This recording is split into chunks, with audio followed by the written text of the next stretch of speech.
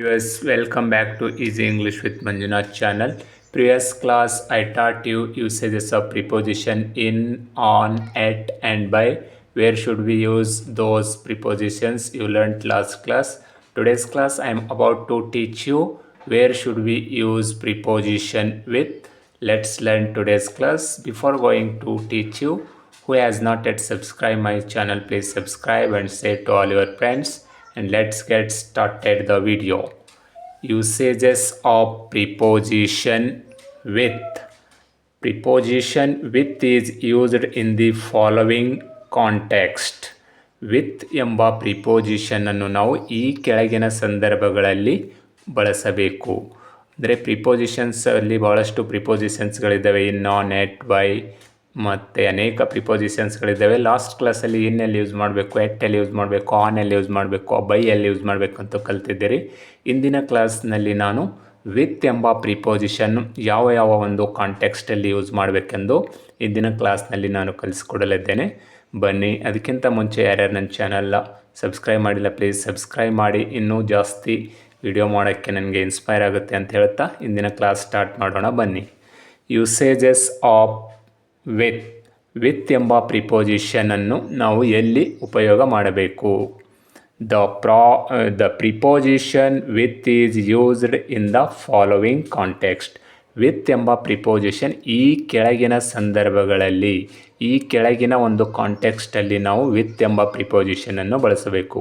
ಅವು ಯಾವ್ಯಾವ ಕಾಂಟೆಕ್ಸ್ಟ್ ಅಂದರೆ, first one is A together, second one is having, third one is instrument, fourth one is reason, fifth one is against, sixth one is relationship, seventh one is manner, eighth one is condition and ninth one is filled. ಅಂದರೆ ಈ 9 ಸಂದರ್ಭಗಳಲ್ಲಿ ನಾವು with ಎಂಬ ಪ್ರಿಪೋಸಿಷನನ್ನು ಬಳಸಬೇಕು. ಇವಾಗ ನೋಡಿ, first context ನೋಡೋಣ ಬನ್ನಿ. ಟುಗೆದರ್ ಅಂದರೆ ಜೊತೆಗೆ ಅನ್ನೋ ಒಂದು ಮೀನಿಂಗ್ ಕೊಡೋ ಕಾಂಟೆಕ್ಸ್ಟಲ್ಲಿ ನಾವು ವಿತ್ ಎಂಬ ಪ್ರಿಪೋಸಿಷನನ್ನು ಬಳಸಬೇಕು. ಟುಗೆದರ್ ಆರ್ ಅಕಂಪನೈಡ್ ಅಂದರೆ ಜೊತೆಗೆ. ಎಕ್ಸಾಂಪಲ್ ನೋಡಿ ನಿಮಗೆ ಗೊತ್ತಾಗುತ್ತೆ.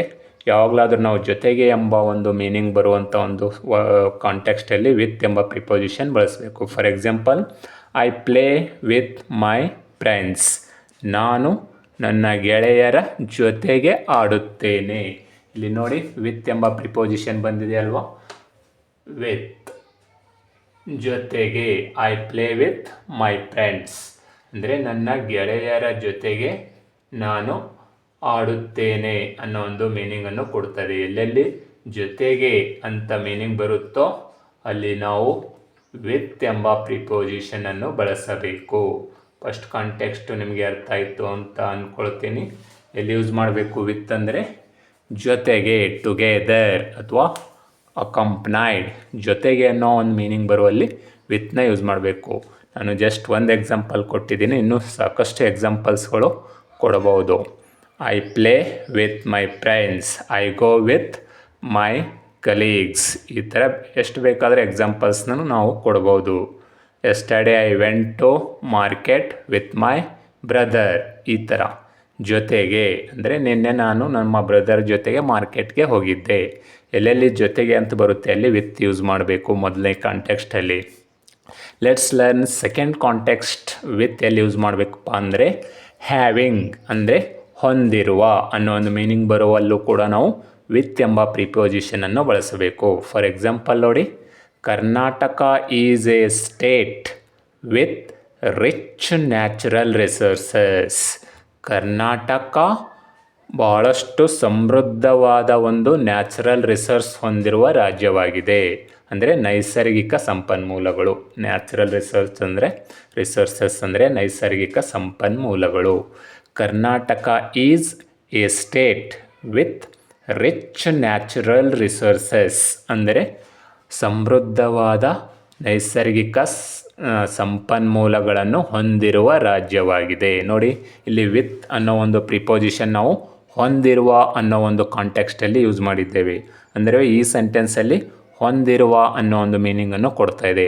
ನೋಡಿದ್ರಲ್ಲ, ಎರಡನೇ ಒಂದು ಕಾಂಟೆಕ್ಸ್ಟು ವಿತ್ ಎಂಬ ಪ್ರಿಪೋಸಿಷನ್ ನಾವು ಹ್ಯಾವಿಂಗ್ ಅಂದರೆ ಹೊಂದಿರುವ ಅಥವಾ ಪೊಸೆಷನ್ ಅಂದರೆ ಓನರ್ಶಿಪ್, ಹೊಂದಿರುವ ಅನ್ನೋ ಮೀನಿಂಗಲ್ಲಿ ನಾವು ಉಪಯೋಗ ಮಾಡುತ್ತೇವೆ. ಐ ಹೋಪ್ ಎರಡನೇ ಕಾಂಟೆಕ್ಸ್ಟ್ ನಿಮಗೆ ಅರ್ಥ ಆಯಿತು ಅಂದ್ಕೋತೀನಿ. ಸೆಕೆಂಡ್ ಕಾಂಟೆಕ್ಸ್ಟಲ್ಲಿ ನಾವು ಹೊಂದಿರುವ ಅನ್ನೋ ಮೀನಿಂಗ್ ಕೊಡುವ ಒಂದು ಕಾಂಟೆಕ್ಸ್ಟಲ್ಲಿ ವಿತ್ ಎಂಬ ಪ್ರಿಪೋಸಿಷನನ್ನು ಬಳಸುತ್ತೇವೆ. Let's learn third context. ಮೂರನೇ ಒಂದು ಕಾಂಟೆಕ್ಸ್ಟ್ ವಿತ್ ಎಂಬ ಪ್ರಿಪೋಸಿಷನ್ ಎಲ್ಲಿ ಯೂಸ್ ಮಾಡಬೇಕು ನೋಡೋಣ ಬನ್ನಿ. ಇನ್ಸ್ಟ್ರೂಮೆಂಟ್ ಅಂದರೆ ಮೂಲಕ, ಅಂದರೆ ಒಂದು ಸಾಧನ, ಒಂದು ವಸ್ತು, ಒಂದು ಇನ್ಸ್ಟ್ರೂಮೆಂಟನ್ನು ಯೂಸ್ ಮಾಡ್ಕೊಂಡು ನಾವು ಕೆಲಸ ಮಾಡ್ತಾಯಿದ್ರೆ ಆವಾಗ ನಾವು ವಿತ್ ಎಂಬ ಪ್ರಿಪೋಸಿಷನನ್ನು ಉಪಯೋಗ ಮಾಡಬೇಕು. ನಮ್ಮ ಬಾಡಿ ಪಾರ್ಟ್ಸು ಮತ್ತು ಯಾವುದಾದ್ರೂ ಒಂದು ಇನ್ಸ್ಟ್ರೂಮೆಂಟನ್ನು ಯೂಸ್ ಮಾಡಿಕೊಂಡು ನಾವು ಕೆಲಸ ಮಾಡ್ತಾ ಇದ್ದರೆ, ಇದರ ಮೂಲಕ ಕೆಲಸ ಮಾಡ್ತಾ ಇದ್ದೀವಿ ಅಂತ ಹೇಳೋದಾದರೆ, ಫಾರ್ ಎಕ್ಸಾಂಪಲ್ ನೋಡಿ, I am writing with marker. ನಾನು ಮಾರ್ಕರ್ ಮೂಲಕ ಬರೆಯುತ್ತಿದ್ದೇನೆ. ನೋಡಿ, ನಾನು ಇನ್ಸ್ಟ್ರೂಮೆಂಟ್ ಮಾರ್ಕರ್ನ ಇಲ್ಲಿ ಯೂಸ್ ಮಾಡಿದ್ದೀನಿ ಬರೆಯೋ ಸಲುವಾಗಿ. ಸೊ ಇನ್ಸ್ಟ್ರೂಮೆಂಟ್ ಯಾವುದರ ಮೂಲಕ ನಾನು ಬರಿತಾ ಇದ್ದೀನಿ, ಇನ್ಸ್ಟ್ರೂಮೆಂಟ್ ಯಾವುದಿದೆ, ಮಾರ್ಕರ್ ಇದೆ. ಅದಕ್ಕೋಸ್ಕರ ಇಲ್ಲಿ ವಿತ್ ಎಂಬ ಪ್ರಿಪೋಸಿಷನ್ನ ಯೂಸ್ ಮಾಡಿದ್ದೀನಿ. ನೋಡಿ, ಐ ಆಮ್ ರೈಟಿಂಗ್, ನಾನು ಬರೆಯುತ್ತಿದ್ದೇನೆ ಯಾವುದರ ಮೂಲಕ, ವಿತ್ ಮಾರ್ಕರ್, ಮಾರ್ಕರ್ ಮೂಲಕ ಅಥವಾ ಮಾರ್ಕರ್ದಿಂದ ಬರೆಯುತ್ತಿದ್ದೇನೆ. ಇನ್ನೂ ಬೇಕಾದಷ್ಟು ಎಕ್ಸಾಂಪಲ್ಸ್ನ ಕೊಡಬಹುದು ನಾವು. For example, I eat with spoon, ಅಂದರೆ ನಾನು ಸ್ಪೂನ್ ಮೂಲಕ ತಿನ್ನುತ್ತೇನೆ. ಗೊತ್ತಾಯ್ತಾ? I write with a story, I write with a story, I write a story with pen, ಪೆನ್ನಿನ ಮೂಲಕ ನಾನು ಸ್ಟೋರಿ ಬರೆಯುತ್ತೇನೆ. I see with my eyes, ನಾನು ಕಣ್ಣಿನ ಮೂಲಕ ಏನು ಮಾಡುತ್ತೇನೆ, ನೋಡುತ್ತೇನೆ. ಐ ಹಿಯರ್ ವಿತ್ ಇಯರ್ಸ್, ಕಿವಿಯ ಮೂಲಕ ಕೇಳುತ್ತೇನೆ. ನೋಡಿ, ಇಲ್ಲಿ ಒಂದು ಇನ್ಸ್ಟ್ರೂಮೆಂಟ್ ಯಾವುದರ ಮೂಲಕ ಆ್ಯಕ್ಷನ್ ನಡೀತಾ ಇದೆ ಅಂತ ಹೇಳಬೇಕಾದ್ರೆ ನಾವು ವಿತ್ ಎಂಬ ಪ್ರಿಪೋಸಿಷನನ್ನು ಉಪಯೋಗ ಮಾಡಿಕೊಂಡು ವಾಕ್ಯಗಳನ್ನು ರಚಿಸಬಹುದು. ಬೆಸ್ಟ್ ಎಕ್ಸಾಂಪಲ್ ಅಂದರೆ, ನಾನು ಇವಾಗ ಬರಿತಾ ಇದ್ದೀನಿ, ಯಾವ ಒಂದು ಇನ್ಸ್ಟ್ರೂಮೆಂಟ್ ಯೂಸ್ ಮಾಡ್ಕೊಂಡು ಬರೆದೆ, I am writing with marker. ನೋಡಿ, ಮಾರ್ಕರ್ ಇದೆಯಲ್ಲ, ಮಾರ್ಕರ್ ಮೂಲಕ ಬರೆಯುತ್ತಿದ್ದೇನೆ. ಗೊತ್ತಾಯ್ತಲ್ಲ? ಐ ಹೋಪ್ ಥರ್ಡ್ ಕಾಂಟೆಕ್ಸ್ಟ್ ನಿಮಗೆ ಅರ್ಥ ಆಯಿತು ಅಂದ್ಕೋತೀನಿ. ಇನ್ಸ್ಟ್ರೂಮೆಂಟ್ ಅಂದರೆ ಯಾವುದಾದ್ರೂ ಒಂದು ಮೂಲಕ ನಾವು ಒಂದು ಆ್ಯಕ್ಷನ್ ಮಾಡ್ತಾ ಇದ್ದರೆ ಅವಾಗ ವಿತ್ ಎಂಬ ಪ್ರಿಪೋಸಿಷನನ್ನು ಉಪಯೋಗ ಮಾಡಬೇಕು, ಯಾವುದಾದ್ರೂ ಒಂದು ಇನ್ಸ್ಟ್ರೂಮೆಂಟ್ನ ಯೂಸ್ ಮಾಡ್ಕೊಂಡು. ಇನ್ನು ಫೋರ್ತ್ ಕಾಂಟೆಕ್ಸ್ಟ್ ನೋಡಿ, ವಿತ್ ಎಲ್ಲಿ ಯೂಸ್ ಮಾಡಬೇಕಂದ್ರೆ, ರೀಸನ್ ಅಂದರೆ ಒಂದು ಕಾರಣದಿಂದ ಈ ಒಂದು ಇದು ಆ್ಯಕ್ಷನ್ ಆಗಿದೆ ಅಂತ ಹೇಳಬೇಕಾದ್ರೂ ಕೂಡ ನಾವು ವಿತ್ ಎಂಬ ಪ್ರಿಪೋಸಿಷನನ್ನು ಬಳಸಬೇಕು. ಫಾರ್ ಎಕ್ಸಾಂಪಲ್, ರೀಸನ್ ಹೇಳೋಕ್ಕೆ, Kiran is shivering with cold. Kiran ನಡುಗುತ್ತಿದ್ದಾನೆ. ಯಾವ ಕಾರಣಕ್ಕೋಸ್ಕರ ನಡುಗ್ತಾ ಇದ್ದಾನೆ, ವಿತ್ ಕೋಲ್ಡ್, ಅವನಿಗೆ ಭಾಳ ಚಳಿ ಆಗ್ತವೆ, ಚಳಿಯಿಂದ. ನೋಡಿದ್ರೆಲ್ಲ ರೀಸನ್ ಹೇಳ್ತಾ ಇದ್ದೀವಿ. ಕಿರಣ್ ಈಸ್ ಶಿವರಿಂಗ್, ರೀಸನ್ ತೋರಿಸ್ತಾ ಇದ್ದೀವಲ್ಲ ಇಲ್ಲಿ, ಕಾರಣ, ಈ ಕಾರಣದಿಂದ ಅವನು ನಡುಗುತ್ತಿದ್ದಾನೆ. ಕಿರಣ್ ಯಾವ ಕಾರಣದಿಂದ ಅವನು ನಡುಗುತ್ತಿದ್ದಾನೆ, Kiran is shivering with cold, ಚಳಿಯಿಂದ ನಡುಗುತ್ತಿದ್ದಾನೆ.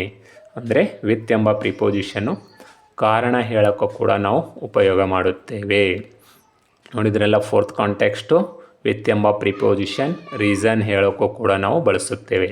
ಅದೇ ಥರ ಫೋರ್ತ್ ಕಾಂಟೆಕ್ಸ್ಟ್ ನೋಡಿ, ವಿತ್ ಯಾವ ಒಂದು ಇದರಲ್ಲಿ ಯೂಸ್ ಮಾಡಬೇಕಂದ್ರೆ, ಅಗೇನ್ಸ್ಟ್, ವಿರುದ್ಧವಾಗಿ ಅನ್ನೋ ಒಂದು ಮೀನಿಂಗ್ ಕೊಡುವ ಕಾಂಟೆಕ್ಸ್ಟಲ್ಲೂ ಕೂಡ ವಿತ್ ಎಂಬ ಪ್ರಿಪೋಸಿಷನನ್ನು ನಾವು ಬಳಸುತ್ತೇವೆ.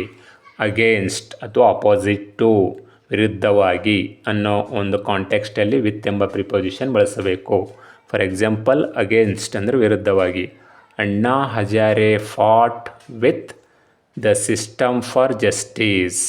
ಅಣ್ಣಾ ಹಜಾರೆ ಹೋರಾಟ ಮಾಡ್ತಾ ಇದ್ದಾರೆ ಯಾವುದರ ವಿರುದ್ಧವಾಗಿ, with the system for justice, ನ್ಯಾಯದ ವಿರುದ್ಧವಾಗಿ, ನ್ಯಾಯದ ಸಲುವಾಗಿ, ನ್ಯಾಯದ ವಿರುದ್ಧವಾಗಿ. ನೋಡಿ, ಇಲ್ಲಿ ವಿತ್ ಅಂದರೆ ಅಗೇನ್ಸ್ಟ್, ವಿರುದ್ಧವಾಗಿ, ನ್ಯಾಯದ ಪರವಾಗಿ, ನ್ಯಾಯದ ವಿರುದ್ಧವಾಗಿ ಹೋರಾಟ ಮಾಡುತ್ತಿದ್ದಾರೆ. ನೋಡಿದರಲ್ಲ, ವಿತ್ ಎಂಬ ಒಂದು ಪ್ರಿಪೋಸಿಷನ್ ಟು ಅಪೋಸಿಟ್, ಅಗೇನ್ಸ್ಟ್ ಅನ್ನೋ ಒಂದು ಮೀನಿಂಗ್ ಕಾಂಟೆಕ್ಸ್ಟಲ್ಲೂ ನಾವು ಬಳಸುತ್ತೇವೆ. ಫಾರ್ ಎಕ್ಸಾಂಪಲ್ ಹೇಳಬೇಕಾದ್ರೆ, Anna Hazare fought with the system for justice, ನ್ಯಾಯದ ವಿರುದ್ಧವಾಗಿ ಹೋರಾಡುತ್ತಿದ್ದಾರೆ. ಈ ಥರ ಇನ್ನೊಂದು ಎಕ್ಸಾಂಪಲ್ ನೋಡಿ, ಸಿಕ್ಸ್ತ್ ಕಾಂಟೆಕ್ಸ್ಟಲ್ಲಿ ವಿತ್ ಎಂಬ ಪ್ರಿಪೋಸಿಷನ್ ಎಲ್ಲಿ ಯೂಸ್ ಮಾಡಬೇಕಂದ್ರೆ, ರಿಲೇಷನ್ಶಿಪ್, ಸಂಬಂಧವನ್ನು ಹೇಳೋಕ್ಕೋ ತೋರಿಸೋಕ್ಕೋ ಆ ಕಾಂಟೆಕ್ಸ್ಟಲ್ಲೂ ವಿತ್ ಎಂಬ ಪ್ರಿಪೋಸಿಷನನ್ನು ಬಳಸುತ್ತೇವೆ. ಎಕ್ಸಾಂಪಲ್ ನೋಡಿ, he discussed with his close friend. He discussed, ಅವನು ಚರ್ಚೆ ಮಾಡಿದ, ವಿತ್ ಹಿಸ್ ಕ್ಲೋಸ್ ಫ್ರೆಂಡ್, ಅವನ ಆತ್ಮೀಯ ಗೆಳೆಯನ ಜೊತೆಗೆ. ಅಂದರೆ ಇಲ್ಲಿ ರಿಲೇಷನ್ಶಿಪ್ ತೋರಿಸ್ತಾ ಇದೆ. ಕ್ಲೋಸ್ ಫ್ರೆಂಡ್ ಮತ್ತು ಅವನ ನಡವಳಿಕೆ ಏನಿದೆ ರಿಲೇಷನ್ಶಿಪ್. ಆ ಒಂದು ರಿಲೇಷನ್ಶಿಪ್ ಅನ್ನೋ ಒಂದು ಕಾಂಟೆಕ್ಸ್ಟಲ್ಲೂ ವಿತ್ ಎಂಬ ಪ್ರಿಪೋಸಿಷನನ್ನು ಬಳಸುತ್ತೇವೆ. ಅದೇ ಥರ ಸೆವೆಂತ್ ಒಂದು ಕಾಂಟೆಕ್ಸ್ಟ್ ವಿತ್ ಎಲ್ಲಿ ಯೂಸ್ ಮಾಡ್ತೀವಿ ಅಂದರೆ ಮ್ಯಾನರ್, ವಿಧಾನ, ರೀತಿ. ಒಂದು ಆ್ಯಕ್ಷನ್ ಯಾವ ರೀತಿಯಾಗಿ ಯಾವ ವಿಧಾನದ ಮೂಲಕ ನಡೀತಾ ಇದೆ ಅಂತ ಹೇಳೋಕ್ಕೂ ಕೂಡ ನಾವು ವಿತ್ ಎಂಬ ಪ್ರಿಪೋಸಿಷನನ್ನು ಬಳಸುತ್ತೇವೆ. For example, I welcomed my friends with warm. ನಾನು ನನ್ನ ಗೆಳೆಯರನ್ನು ವಿತ್ ವಾರ್ಮ್ದಿಂದ ವೆಲ್ಕಮ್ ಸ್ವಾಗತವನ್ನು ಕೋರಿದೆ, ಸ್ವಾಗತಿಸಿದೆ. ನೋಡಿದ್ರಲ್ಲ ಇಲ್ಲಿ ಯಾವ ರೀತಿಯಾಗಿ ನಾನು ಸ್ವಾಗತ ಕೋರಿದೆ ಅಂತಂದರೆ ವಿತ್ ವಾರ್ಮ್ತ್, ಅಂದರೆ ಯಾವ ರೀತಿಯಾಗಿ ಅನ್ನೋ ಕಾಂಟೆಕ್ಸ್ಟಲ್ಲೂ ಕೂಡ ವಿತ್ ಎಂಬ ಪ್ರಿಪೋಸಿಷನನ್ನು ನಾವು ಬಳಸುತ್ತೇವೆ. ಅದೇ ಥರ ನೋಡಿ ಏಳ್ತ್ ಕಾಂಟೆಕ್ಸ್ಟು ಕಂಡೀಷನ್, ಪರಿಸ್ಥಿತಿ. ಅಂದರೆ ಸಿಚುವೇಶನ್, ಒಂದು ಕಾರಣ, ಪರಿಸ್ಥಿತಿ, ಸಂದರ್ಭವನ್ನು ಹೇಳೋಕ್ಕೂ ಕೂಡ ನಾವು ವಿತ್ ಎಂಬ ಪ್ರಿಪೋಸಿಷನನ್ನು ಬಳಸುತ್ತೇವೆ. For example, with proper planning travel in India is easy. With proper planning travel in India is easy. ಭಾರತದಲ್ಲಿ ನಾವು ಟ್ರಾವೆಲ್ ಮಾಡಬೇಕಾದ್ರೆ ವಿತ್ ಪ್ರಾಪರ್ ಪ್ಲಾನಿಂಗ್, ಸರಿಯಾದ ಒಂದು ಪ್ಲಾನಿಂಗ್ ಇರಬೇಕು. With proper planning. ನೋಡಿ ಇಲ್ಲಿ ಯಾವ ಪರಿಸ್ಥಿತಿ ಅಂತ ತೋರಿಸ್ತಾ ಇದೆ, ಕಂಡೀಷನ್ ತೋರಿಸ್ತಾ ಇದೆ. ಕೊನೆಯದಾಗಿ ವಿತ್ ಎಂಬ ಪ್ರಿಪೋಸಿಷನ್ ಫಿಲ್ಡ್, ಅಂದರೆ ತುಂಬಿರುವ ಅಥವಾ ಆವರಿಸಿರುವ ಎನ್ನೋ ಒಂದು ಕಾಂಟೆಕ್ಸ್ಟಲ್ಲೂ ಕೂಡ ವಿತ್ ಎಂಬ ಪ್ರಿಪೋಸಿಷನನ್ನು ಬಳಸುತ್ತೇವೆ. For example, the hill covered with snow, the mountain covered with snow. ಅಂದರೆ ಒಂದು ಪರ್ವತವು ಎದರಿಂದ ಆವೃತವಾಗಿದೆ, ಎದರಿಂದ ತುಂಬಿಕೊಂಡಿದೆ, ಸ್ನೋಯಿಂದ ತುಂಬಿಕೊಂಡಿದೆ. ನೋಡಿ ವಿತ್ ಅಂದರೆ ಇಲ್ಲಿ ಆವರಿಸಿರುವ ಅಥವಾ ತುಂಬಿಕೊಂಡಿರುವ, ಹರಡಿಕೊಂಡಿರುವ ಅನ್ನೋ ಮೀನಿಂಗಲ್ಲಿ ವಿತ್ ಎಂಬ ಪ್ರಿಪೋಸಿಷನನ್ನು ಬಳಸ್ತಾ ಇದ್ದೀವಿ. ಇನ್ನೊಂದು ಎಕ್ಸಾಂಪಲ್ ಕೊಡಬೇಕಂದ್ರೆ, my eyes filled with tears. ನನ್ನ ಕಣ್ಣು ಕಣ್ಣೀರಿನಿಂದ ತುಂಬಿಕೊಂಡಿದೆ. ಕಣ್ಣೀರು, ನನ್ನ ಕಣ್ಣಲ್ಲಿ ಕಣ್ಣೀರು ತುಂಬಿಕೊಂಡಿದೆ. My eyes filled with tears. ಈ ಥರ ಅಂದರೆ ತುಂಬಿರುವ ಅಥವಾ ಆವರಿಸಿರುವ ಅನ್ನೋ ಮೀನಿಂಗಲ್ಲೂ ಕಾಂಟೆಕ್ಸ್ಟಲ್ಲೂ ವಿತ್ ಎಂಬ ಪ್ರಿಪೋಸಿಷನನ್ನು ಬಳಸುತ್ತೇವೆ. ನೋಡಿದ್ರಲ್ಲ ವೀಕ್ಷಕರೇ, ವಿತ್ ಎಂಬ ಪ್ರಿಪೋಸಿಷನ್ ನಾವು ಮುಖ್ಯವಾಗಿ 9 ಕಾಂಟೆಕ್ಸ್ಟಲ್ಲಿ ಯೂಸ್ ಮಾಡುತ್ತೇವೆ. ಅವು ಯಾವುದಂದರೆ ಟುಗೆದರ್, ಜೊತೆಗೆ, ಹ್ಯಾವಿಂಗ್, ಹೊಂದಿರುವ, ಇನ್ಸ್ಟ್ರೂಮೆಂಟ್, ಮೂಲಕ, ರೀಸನ್, ಕಾರಣದಿಂದ, ಅಗೇನ್ಸ್ಟ್, ವಿರುದ್ಧವಾಗಿ, ರಿಲೇಷನ್ಶಿಪ್, ಸಂಬಂಧ, ಮ್ಯಾನರ್, ವಿಧಾನ ಅಥವಾ ರೀತಿ, ಕಂಡೀಷನ್, ಪರಿಸ್ಥಿತಿ, ಫೀಲ್ಡ್, ತುಂಬಿರುವ ಅಥವಾ ಆವರಿಸಿರುವ ಅನ್ನೋ ಒಟ್ಟಿನಲ್ಲಿ 9 ಕಾಂಟೆಕ್ಸ್ಟಲ್ಲಿ ನಾವು ವಿತ್ ಎಂಬ ಪ್ರಿಪೋಸಿಷನನ್ನು ವಾಕ್ಯಗಳಲ್ಲಿ ರಚಿಸಿ ವಾಕ್ಯಗಳನ್ನು ರಚಿಸುತ್ತೇವೆ. ಈ ಒಂದು ಕ್ಲಾಸ್ ನಿಮಗೆ ಇಷ್ಟ ಆದರೆ ನಿಮ್ಮ ಎಲ್ಲ ಫ್ರೆಂಡ್ಸ್ಗೆ ಶೇರ್ ಮಾಡಿ ಮತ್ತು ನನ್ನ ಚಾನಲ್ನ ಸಬ್ಸ್ಕ್ರೈಬ್ ಮಾಡಿ. Thanks for watching my class. Usages of ಪ್ರಿಪೋಸಿಷನ್ನಲ್ಲಿ ವಿತ್ ಎಂಬ ಪ್ರಿಪೋಸಿಷನ್ ಯಾವ ಒಂದು ಕಾಂಟೆಕ್ಸ್ಟಲ್ಲಿ ಬಳಸಬೇಕೆಂದು ಕಲಿತಿದ್ದೀರಿ. ಇವಾಗ ಬನ್ನಿ ಇನ್ನೊಂದು ಯೂಸೇಜಸ್ ಆಫ್ ಪ್ರಿಪೋಸಿಷನ್ ಫಾರ್ ಎಂಬ ಪ್ರಿಪೋಸಿಷನ್ ಯಾವ ಒಂದು ಸಂದರ್ಭಗಳಲ್ಲಿ ವಾಕ್ಯಗಳಲ್ಲಿ ಬಳಸಬೇಕು ಎಂದು ಇಂದಿನ ಕ್ಲಾಸ್ನಲ್ಲಿ ತಿಳಿದುಕೊಳ್ಳೋಣ ಬನ್ನಿ. ಯೂಸ್ ಆಫ್ ಫಾರ್ ಎಂಬ ಪ್ರಿಪೋಸಿಷನ್ ಯಾವ ಒಂದು ಕಾಂಟೆಕ್ಸ್ಟಲ್ಲಿ ಬಳಸಬೇಕು ನೋಡೋಣ ಬನ್ನಿ. The preposition for is used in the following context. For ಎಂಬ ಪ್ರಿಪೋಸಿಷನ್ನು ಈ ಕೆಳಗಿನ ಒಂದು ಕಾಂಟೆಕ್ಸ್ಟ್, ಈ ಕೆಳಗಿನ ಒಂದು ಸಂದರ್ಭಗಳಲ್ಲಿ ನಾವು ಬಳಸಬೇಕು. ಅವು ಯಾವ್ಯಾವ ಸಂದರ್ಭಗಳು ಅಂದರೆ, first one is a purpose, second one is a benefits, third one is a destination, fourth one is a duration, fifth one is a in place of, sixth one is fitness, seventh one is exchange, eighth one support, ninth one function. ಅಂದರೆ purpose, ಉದ್ದೇಶವನ್ನು ಹೇಳಲು for ಎಂಬ ಪ್ರಿಪೋಸಿಷನನ್ನು ನಾವು ಬಳಸಬೇಕು. ಅದೇ ಥರ benefits, ಲಾಭಕ್ಕಾಗಿ ಅಂದರೆ ಲಾಭವನ್ನು ತೋರಿಸಿಕೊಡುವ ಒಂದು ಕಾಂಟೆಕ್ಸ್ಟಲ್ಲಿ ಕೂಡ, ಬೆನಿಫಿಟ್ಸನ್ನು ಹೇಳುವ ಒಂದು ಕಾಂಟೆಕ್ಸ್ಟಲ್ಲಿ ಕೂಡ ಫಾರ್ ಎಂಬ ಪ್ರಿಪೋಸಿಷನ್ ಬಳಸಬೇಕು. ಅದೇ ಥರ ಡೆಸ್ಟಿನೇಷನ್ ಅಂದರೆ ಗಮ್ಯಸ್ಥಾನ, ಹೋಗಿ ರೀಚ್ ಆಗಬೇಕಾಗಿರುವ ಸ್ಥಳದ ಬಗ್ಗೆ ಒಂದು ಕಾಂಟೆಕ್ಸ್ಟಲ್ಲಿ ಮಾತನಾಡುವಾಗ ನಾವು ಫಾರ್ ಎಂಬ ಪ್ರಿಪೋಸಿಷನ್ ಬಳಸಬೇಕು. ಅದೇ ಥರ duration or period of time ಅಂದರೆ ಎಷ್ಟು ಸಮಯ ಕೆಲಸ ಆಗ್ತಾ ಇದೆ ಅಂತ ತೋರಿಸೋ ಒಂದು ಸಂದರ್ಭಗಳಲ್ಲಿ ಕೂಡ ಫಾರ್ ಎಂಬ ಪ್ರಿಪೋಸಿಷನನ್ನು ನಾವು ಬಳಸಬೇಕು. ಅದೇ ಥರ in place of or instead of ಅಂದರೆ ಬದಲಾಗಿ, ಪರವಾಗಿ, ಒಂದರ ಪರವಾಗಿ ಒಂದರ ಬದಲಾಗಿ ಅನ್ನೋ ಒಂದು ಕಾಂಟೆಕ್ಸ್ಟಲ್ಲಿ ಕೂಡ ಫಾರ್ ಎಂಬ ಪ್ರಿಪೋಸಿಷನ್ ಬಳಸಬೇಕು. ಅದೇ ಥರ ಫಿಟ್ನೆಸ್ ಅಂದರೆ ಯೋಗ್ಯತೆ ಅನ್ನೋ ಒಂದು ಕಾಂಟೆಕ್ಸ್ಟಲ್ಲಿ ಕೂಡ ಫಾರ್ ಎಂಬ ಪ್ರಿಪೋಸಿಷನ್ ಬಳಸಬೇಕು. ಅದೇ ಥರ ಎಕ್ಸ್ಚೇಂಜ್ ಆರ್ ಪ್ರೈಸ್ ಅಥವಾ ಬದಲಾವಣೆ ಅಥವಾ ಬೆಲೆ ಅನ್ನು ಸೂಚಿಸುವ ಕಾಂಟೆಕ್ಸ್ಟಲ್ಲಿ ಕೂಡ ನಾವು ಫಾರ್ ಎಂಬ ಪ್ರಿಪೋಸಿಷನ್ ಬಳಸಬೇಕು. ಮತ್ತು ಸಪೋರ್ಟ್ ಪಕ್ಷದಲ್ಲಿ ಅನ್ನೋ ಒಂದು ಕಾಂಟೆಕ್ಸ್ಟಲ್ಲಿ ಫಾರ್ ಎಂಬ ಪ್ರಿಪೋಸಿಷನ್ ಬಳಸಬೇಕು. ಅದೇ ಥರ ಕೊನೆಯದಾಗಿ ಫಂಕ್ಷನ್ ಕಾರ್ಯ, ಒಂದು ಕಾರ್ಯ ಹೇಗೆ ಆಗ್ತಾ ಇದೆ ಅಂಥೇಳಿ ತೋರಿಸೋ ಒಂದು ಕಾಂಟೆಕ್ಸ್ಟಲ್ಲಿ ಫಾರ್ ಎಂಬ ಪ್ರಿಪೋಸಿಷನನ್ನು ಬಳಸಬೇಕು. ಇವಾಗ ಎಕ್ಸಾಂಪಲ್ ನೋಡೋಣ ಬನ್ನಿ one by one. First context is purpose ಅಂದರೆ ಉದ್ದೇಶ. ಅಂದರೆ ಒಂದು ಕೆಲಸ ಯಾವ ಉದ್ದೇಶಕ್ಕೋಸ್ಕರ ನಡೀತಾ ಇದೆ ಅನ್ನೋ ಒಂದು ಕಾಂಟೆಕ್ಸ್ಟಲ್ಲಿ ಸೆಂಟೆನ್ಸ್ ನಾವು ಕ್ರಿಯೇಟ್ ಮಾಡುವಾಗ, ಬರೆಯುವಾಗ ಅಥವಾ ರಚಿಸುವಾಗ ಫಾರ್ ಎಂಬ ಪ್ರಿಪೋಸಿಷನನ್ನು ನಾವು ಬಳಸಬೇಕು. For example, we study English for job and communication. We study English, ನಾವು ಇಂಗ್ಲೀಷ್ ಕಲಿಯುತ್ತೇವೆ ಯಾವ ಒಂದು ಉದ್ದೇಶಕ್ಕೋಸ್ಕರ. We study English for job ಅಂದರೆ ಕೆಲಸದ ಉದ್ದೇಶಕ್ಕೋಸ್ಕರ, ಉದ್ಯೋಗಕ್ಕಾಗಿ. ಅಂದರೆ ಇಲ್ಲಿ ಇಂಟೆನ್ಷನನ್ನು ತೋರಿಸ್ತಾ ಇದೆ, ಪರ್ಪೋಸನ್ನು ತೋರಿಸ್ತಾ ಇದೆ.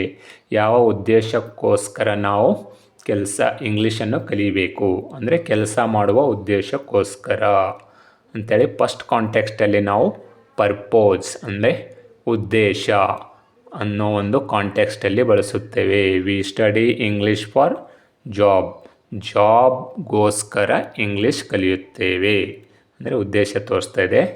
ಸೆಕೆಂಡ್ ಕಾಂಟೆಕ್ಸ್ಟ್ ನೋಡಿ, ಬೆನಿಫಿಟ್ಸ್ ಲಾಭಕ್ಕಾಗಿ. ಅಂದರೆ ಒಂದು ಲಾಭಕ್ಕಾಗಿ ಅನ್ನೋ ಒಂದು ಬೆನಿಫಿಟ್ಸನ್ನು ಪ್ರಾಫಿಟನ್ನು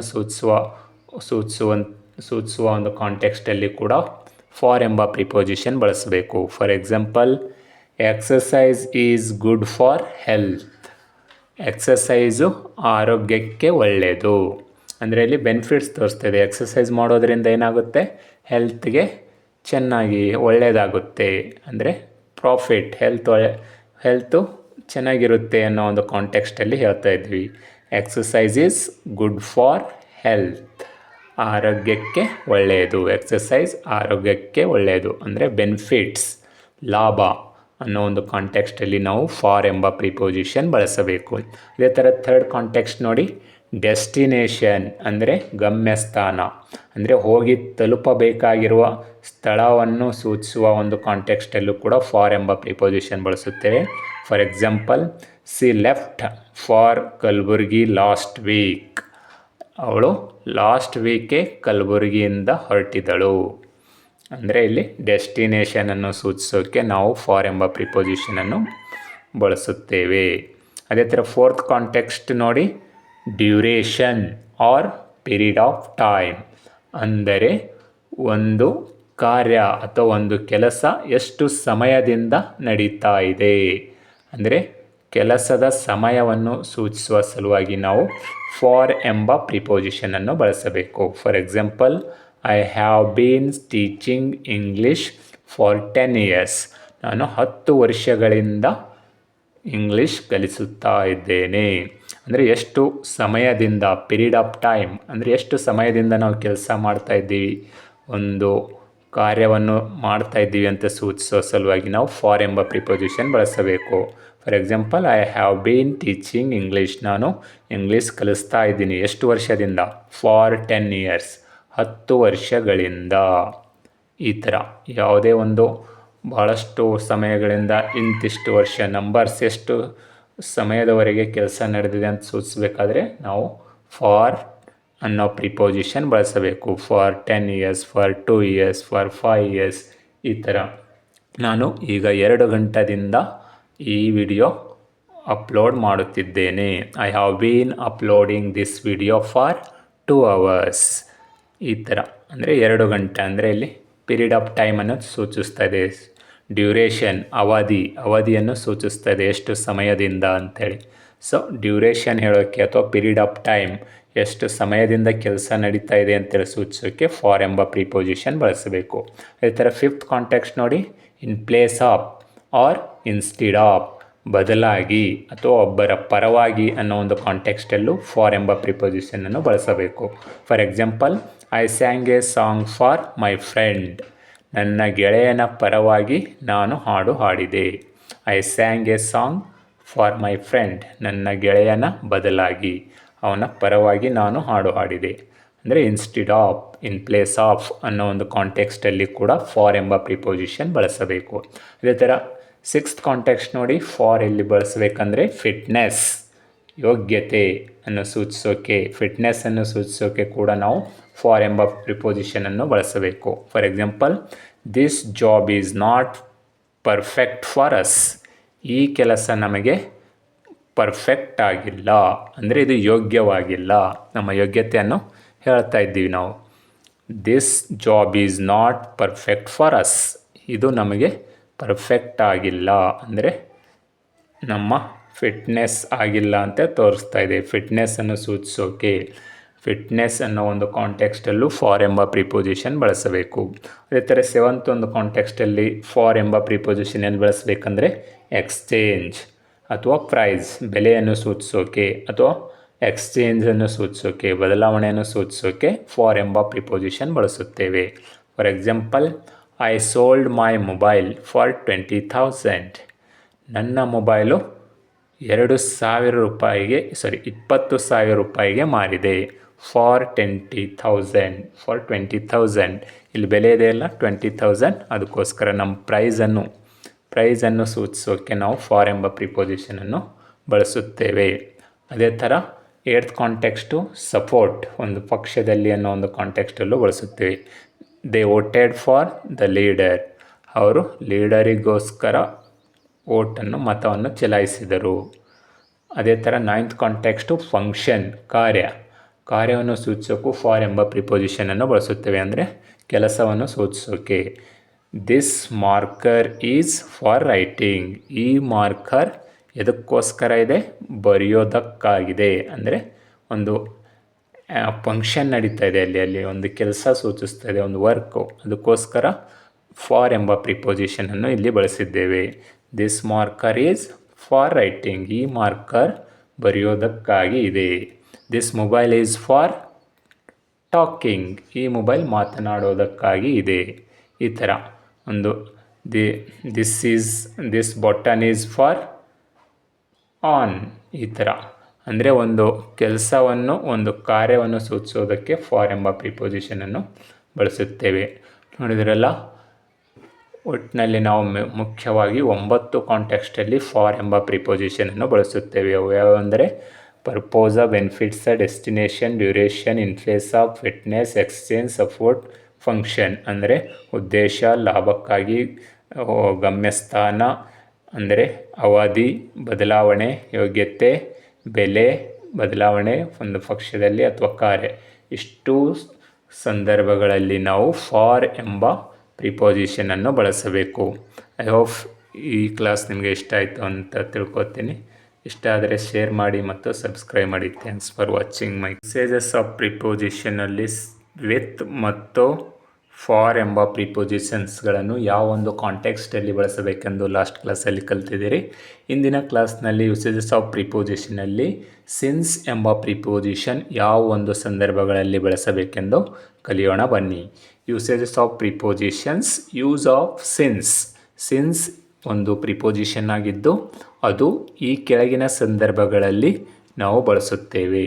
the preposition since is used in the following context. ಈ ಕೆಳಗಿನ ಸಂದರ್ಭಗಳಲ್ಲಿ ಸಿನ್ಸ್ ಎಂಬ ಪ್ರಿಪೋಸಿಷನ್ ಬಳಸುತ್ತೇವೆ. ಯಾವ ಸಂದರ್ಭ ಅಂದರೆ since used with years and date, ಅಂದರೆ ಎಕ್ಯುರೇಟ್ ನಿರ್ದಿಷ್ಟವಾದ ವರ್ಷ ಮತ್ತು ದಿನಾಂಕಗಳ ಹಿಂದೆ ಸಿನ್ಸ್ ಎಂಬ ಪ್ರಿಪೋಸಿಷನ್ ಬಳಸುತ್ತೇವೆ.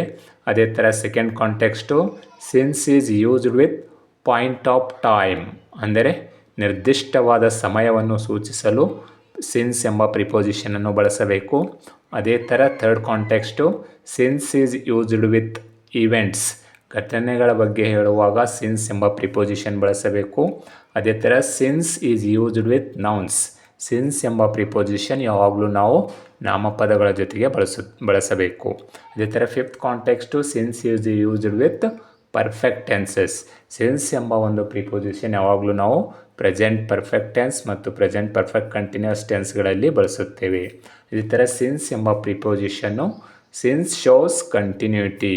ಈ ಸಿನ್ಸ್ ಎಂಬ ಪ್ರಿಪೋಸಿಷನ್ ಯಾವಾಗಲೂ ನಿರಂತರತೆಯನ್ನು ಸೂಚಿಸುತ್ತದೆ. ಈಗ ಒನ್ ಬೈ ಒನ್ ನೋಡೋಣ ಬನ್ನಿ ವಿತ್ ಎಕ್ಸಾಂಪಲ್ಸ್ ಜೊತೆಗೆ. First context since used with years and dates, ಅಂದರೆ ಒಂದು ನಿರ್ದಿಷ್ಟವಾದ ವರ್ಷ ಅಥವಾ ಸಮಯವನ್ನು ಸೂಚಿಸಲು ಸಿನ್ಸ್ ಎಂಬ ಪ್ರಿಪೋಸಿಷನನ್ನು ಬಳಸಬೇಕು. For example, India has been independent since 1947. India has been independent since 1947. 1947ರಿಂದ ಭಾರತ ಸ್ವತಂತ್ರಗೊಂಡಿತು. ಅಂದರೆ ನಿರ್ದಿಷ್ಟವಾದ ಒಂದು ವರ್ಷ ಹೇಳ್ತಾ ಇದ್ದೀವಿ ಇಲ್ಲಿ. 1947 ಏನಿದೆ ಇದು ಆ್ಯಕ್ಯುರೇಟ್ ಇಯರ್, ಪರ್ಟಿಕ್ಯುಲರ್ ಒಂದು ಆ್ಯಕ್ಯುರೇಟ್ ಇಯರ್ ಆಗಿದೆ, ನಿರ್ದಿಷ್ಟವಾದ ಒಂದು ವರ್ಷ ಸೂಚಿಸ್ತಾ ಇದೆ. ಈ ಥರ ನಾವು ನಿರ್ದಿಷ್ಟವಾದ ವರ್ಷ ಅಥವಾ ಒಂದು ದಿನಾಂಕವನ್ನು ಸೂಚಿಸಲು ಸಿನ್ಸ್ ಎಂಬ ಪ್ರಿಪೋಸಿಷನ್ ಬಳಸಬೇಕು. ಅದೇ ಥರ ಸೆಕೆಂಡ್ ಕಾಂಟೆಕ್ಸ್ಟ್ ಸಿನ್ಸ್ ಎಲ್ಲಿ ಬಳಸಬೇಕಂದ್ರೆ ಪಾಯಿಂಟ್ ಆಫ್ ಟೈಮ್, ಅಂದರೆ ಡ್ಯೂರೇಷನ್, ಒಂದು ಸಮಯ, ನಿರ್ದಿಷ್ಟವಾದ ಸಮಯವನ್ನು ಸೂಚಿಸಲು ಕೂಡ ನಾವು ಸಿನ್ಸ್ ಎಂಬ ಪ್ರಿಪೋಸಿಷನ್ ಬಳಸುತ್ತೇವೆ. For example, I have been writing since yesterday. I have been writing, ನಾನು ಬರಿತಾ ಇದ್ದೀನಿ. ಸಿನ್ಸ್ ಎಸ್ಟರ್ಡೇ ಅಂದರೆ ನಿನ್ನೆಯಿಂದ, ನಿರ್ದಿಷ್ಟವಾದ ಸಮಯ, ಯಾವಾಗಲಿಂದ ಅಂದರೆ ಸ್ಟಾರ್ಟಿಂಗ್ ಪಾಯಿಂಟ್. ನಾನು ಬರೆಯುವಂಥ ಕೆಲಸ ಯಾವಾಗ ಸ್ಟಾರ್ಟ್ ಆಗಿದೆ? ಸಿನ್ಸ್ ಎಸ್ಟರ್ಡೇ, ನಿನ್ನೆಯಿಂದ. ಅಂದರೆ ಸ್ಟಾರ್ಟಿಂಗ್ ಪಾಯಿಂಟ್ ಅಂದರೆ ನಿರ್ದಿಷ್ಟವಾದ ಸಮಯವನ್ನು ಸೂಚಿಸ್ತಾ ಇದೆ.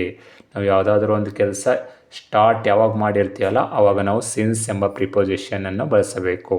For example, I have been speaking English since 2000. ನಾನು 2000ನೇ ಇಸ್ವಿಯಿಂದ ಇಂಗ್ಲೀಷ್ ಮಾತನಾಡುತ್ತಿದ್ದೇನೆ. ಅಂದರೆ ನಾನು ಇಂಗ್ಲೀಷ್ ಮಾತಾಡೋದು ಸ್ಟಾರ್ಟ್ ಯಾವಾಗಾಗಿದೆ? 2000ನೇ ಇಸ್ವಿ. ಗೊತ್ತಾಯ್ತಾ? I have been playing cricket since my childhood. ನನ್ನ ಬಾಲ್ಯದಿಂದ ಕ್ರಿಕೆಟ್ ಆಡ್ತಾ ಇದ್ದೀನಿ. ಅಂದರೆ ಕ್ರಿಕೆಟ್ ಆಡೋ ಸಮಯ ಯಾವಾಗ ಸ್ಟಾರ್ಟ್ ಆಗಿದೆ? ಸಿನ್ಸ್ ಚೈಲ್ಡ್ಹುಡ್ಡಿಂದನೇ. ಈ ಥರ ನಾವು ಒಂದು ಕೆಲಸವನ್ನು ಯಾವಾಗಿನಿಂದ ಸ್ಟಾರ್ಟ್ ಆಗಿದೆ, ಸ್ಟಾರ್ಟಿಂಗ್ ಪಾಯಿಂಟನ್ನು ಹೇಳಬೇಕಾದ್ರೆ ಸಿನ್ಸ್ ಎಂಬ ಪ್ರಿಪೋಸಿಷನನ್ನು ಬಳಸಬೇಕು. ಪಾಯಿಂಟ್ ಆಫ್ ಟೈಮ್ ಅಂದರೆ ನಿರ್ದಿಷ್ಟವಾದ ಸಮಯ, ಅಂದರೆ ಕೆಲಸ ಯಾವಾಗ ಸ್ಟಾರ್ಟ್ ಆಗಿದೆ ಅಂತ ಸೂಚಿಸೋಕ್ಕೆ ಸಿನ್ಸ್ ಎಂಬ ಪ್ರಿಪೋಸಿಷನ್ ಬಳಸಬೇಕು. ಅದೇ ಥರ ಥರ್ಡ್ ಕಾಂಟೆಕ್ಸ್ಟ್ ಎಲ್ಲಿ ಯೂಸ್ ಮಾಡಬೇಕು ಸಿನ್ಸ್ ಅಂದರೆ ಇವೆಂಟ್ಸ್, ಒಂದು ಘಟನೆಯನ್ನು ಸೂಚಿಸುವ ಸಲುವಾಗಿ ಕೂಡ ನಾವು ಸಿನ್ಸ್ ಎಂಬ ಪ್ರಿಪೋಸಿಷನನ್ನು ಬಳಸುತ್ತೇವೆ. For example, war between India and Pakistan has stopped since treaty. Bharat ಮತ್ತು ಪಾಕಿಸ್ತಾನ್ ನಡುವಿನ ಯುದ್ಧ ಸ್ಟಾಪ್ ಆಗಿದೆ. ಯಾವಾಗಿನಿಂದ? ಸಿನ್ಸ್ ಟ್ರೆಟಿ. ಸಿನ್ಸ್ ಟ್ರೆಟಿ ಅಂದರೆ ಒಪ್ಪಂದದಿಂದ, ಅಂದರೆ ಒಪ್ಪಂದ ಮಾಡ್ಕೊಂಡ ನಂತರ ಸ್ಟಾಪ್ ಆಗಿದೆ, ಅಂದರೆ ಅಲ್ಲೊಂದು ಇವೆಂಟ್ಸ್ನ ಸ್ಟಾಪ್ ಆಗಿದೆ. ಸೊ ಇವೆಂಟ್ಸ್ನ ಸೂಚಿಸೋಕ್ಕೂ ನಾವು ಸಿನ್ಸ್ ಎಂಬ ಪ್ರಿಪೋಸಿಷನ್ನ ಬಳಸುತ್ತೇವೆ. ಅದೇ ಥರ ಫೋರ್ತ್ ಕಾಂಟೆಕ್ಸ್ಟ್ ಸಿನ್ಸ್ ಎಲ್ಲಿ ಯೂಸ್ ಮಾಡ್ತೀವಿ ಅಂದರೆ ಸಿನ್ಸ್ ಯೂಸ್ ವಿತ್ ನೌನ್ಸ್, ನಾಮಪದಗಳ ಜೊತೆಗೆ ನಾವು ಸಿನ್ಸನ್ನು ಬಳಸುತ್ತೇವೆ. For example, I have been speaking Kannada since childhood. ನೋಡಿ, ಸಿನ್ಸ್ ಚೈಲ್ಡ್ಹುಡ್, ಬಾಲ್ಯದಿಂದ ಕನ್ನಡ ಮಾತನಾಡುತ್ತಿದ್ದೇನೆ. ಅಂದರೆ ಚೈಲ್ಡ್ಹುಡ್ ಅನ್ನೋದು ಒಂದು ನೌನ್ ಇದೆಯಲ್ಲ, ಯಾವಾಗಲೂ ಸಿನ್ಸ್ ಎಂಬ ಪ್ರಿಪೋಸಿಷನ್ಸು ಅದರ ಮುಂದೆ ಬರೋದು ನೌನ್ಸ್ಗಳೇ ಆಗಿರುತ್ತವೆ. ಯಾವುದೇ ವರ್ಬ್ಸ್ನ ನಾವು ಯೂಸ್ ಮಾಡಬಾರ್ದು. ಸಿನ್ಸ್ ಎಂಬ preposition we should always used with nouns. Next fifth context ನೋಡಿ, ಸಿನ್ಸ್ ಎಲ್ಲಿ ಯೂಸ್ ಮಾಡಬೇಕಂದ್ರೆ since with perfect tenses. Since ಎಂಬ ಪ್ರಿಪೋಸಿಷನ್ ಯಾವಾಗಲೂ ನಾವು ಪ್ರೆಸೆಂಟ್ ಪರ್ಫೆಕ್ಟ್ ಹಾಗೂ ಪ್ರೆಸೆಂಟ್ ಪರ್ಫೆಕ್ಟ್ ಕಂಟಿನ್ಯೂಸ್ ಟೆನ್ಸ್ಗಳಲ್ಲಿ ಬಳಸುತ್ತೇವೆ. For example, we have been playing cricket since 2010. 2010ರಿಂದ ನಾವು cricket ಆಡ್ತಾ ಇದ್ದೀವಿ.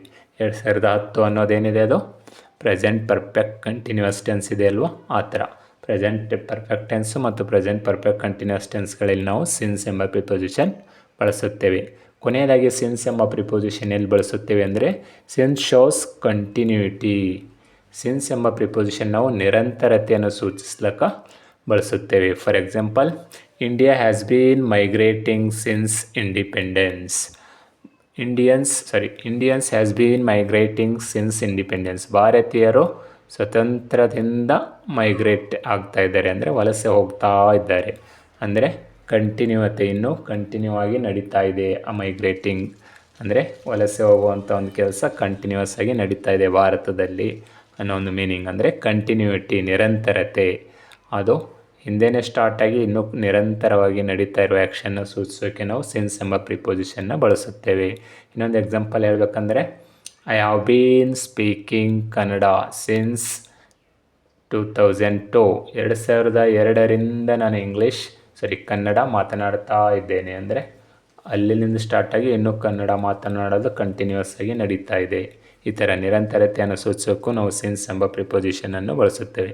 ನೋಡಿದ್ರಲ್ಲ ವೀಕ್ಷಕರೇ, ಕೆಲವು ಯೂಸೇಜಸ್ ಆಫ್ ಪ್ರಿಪೋಸಿಷನ್ಸ್ಗಳಲ್ಲಿ ಕೆಲವು ಪ್ರಿಪೋಸಿಷನ್ಸ್ಗಳನ್ನು ಎಲ್ಲಿ, ಯಾವ ಸಂದರ್ಭಗಳಲ್ಲಿ, ಯಾವ ಒಂದು ಕಾಂಟೆಕ್ಸ್ಟಲ್ಲಿ ಬಳಸಬೇಕೆಂದು ಕಲ್ತಿದ್ದೀರಿ. ಇನ್ನೂ ಅನೇಕ ಪ್ರಿಪೋಸಿಷನ್ಸ್ಗಳಿದ್ದಾವೆ. ಇವು ಪ್ರಮುಖವಾದ ಒಂದು ಇಂಪಾರ್ಟೆನ್ಸ್ ಪ್ರಿಪೋಸಿಷನ್ಸ್ಗಳು. ಅವು ಯೂಸನ್ನು ಯಾವ್ಯಾವ ಸಂದರ್ಭದಲ್ಲಿ ಯಾವ ಒಂದು ಕಾಂಟೆಕ್ಸ್ಟಲ್ಲಿ ಬಳಸಬೇಕೆಂದು ಕಲ್ತಿದ್ದೀರಿ. ಇಂದಿನ ಕ್ಲಾಸ್ ನಿಮಗೆ ಇಷ್ಟವಾದರೆ thanks for watching my class.